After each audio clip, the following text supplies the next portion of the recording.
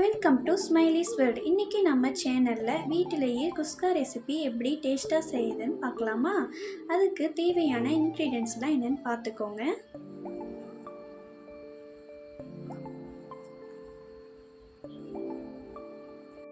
குக்கரில் 4 table spoon oil add பண்ணிக்கோங்க. 4 லவங்கம், 2 பிரியாணி இலை ஆட் பண்ணிக்கலாம். தாளிச்சம் பொரிந்ததுக்கு அப்புறமா வெங்காயம் ஆட் பண்ணிக்கலாம். வெங்காயம் நல்லா பொன்னிறமாக வர வரைக்கும் வதக்கிக்கோங்க. இப்போ நாம் 1 டேபிள் ஸ்பூன் இஞ்சி பூண்டு பேஸ்ட் ஆட் பண்ணிக்கலாம். இஞ்சி பூண்டு பேஸ்ட் பச்சை வாசனை போகிற வரைக்கும் வதக்கிக்கோங்க.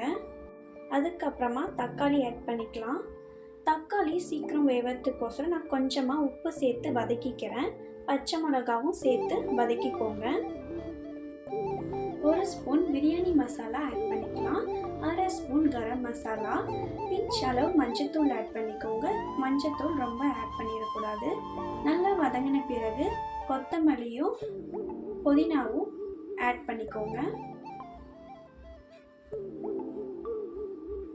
நல்லா கலந்ததுக்கு அப்புறமா இந்த ஸ்டேஜில் தயிர் ஆட் பண்ணிக்கலாம். 2 to 3 ஸ்பூன் தயிர் ஆட் பண்ணிக்கோங்க. 3 ஆகாமல் நல்லா பேஸ்ட் மாதிரி வதக்கிக்கோங்க.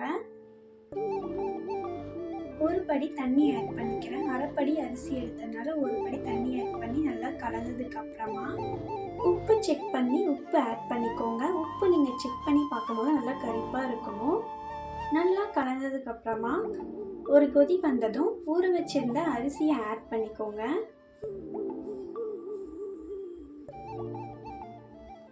அரிசியை நல்லா கலந்ததுக்கு அப்புறமா எலுமிச்சை சாறை ஆட் பண்ணிக்கோங்க. நல்லா கலந்து விட்டுக்கோங்க. அப்போ தான் அரிசி ஒன்றோட ஒன்றாமல் ஒட்டாமல் வரும். 3 விசில் வந்ததுக்கப்புறமா ஓப்பன் பண்ணி பார்க்கலாம். ரொம்ப மணமாக வந்திருக்கு. இப்போ ஒரு பிளேட்டுக்கு ட்ரான்ஸ்ஃபர் பண்ணி டேஸ்ட் பார்க்கலாம். ரொம்பவே டேஸ்ட்டாக சூப்பராக வந்திருக்குங்க. கண்டிப்பாக இந்த ரெசிபியை ட்ரை பண்ணி பார்த்துட்டு எப்படி இருக்குன்னு சொல்லுங்கள்.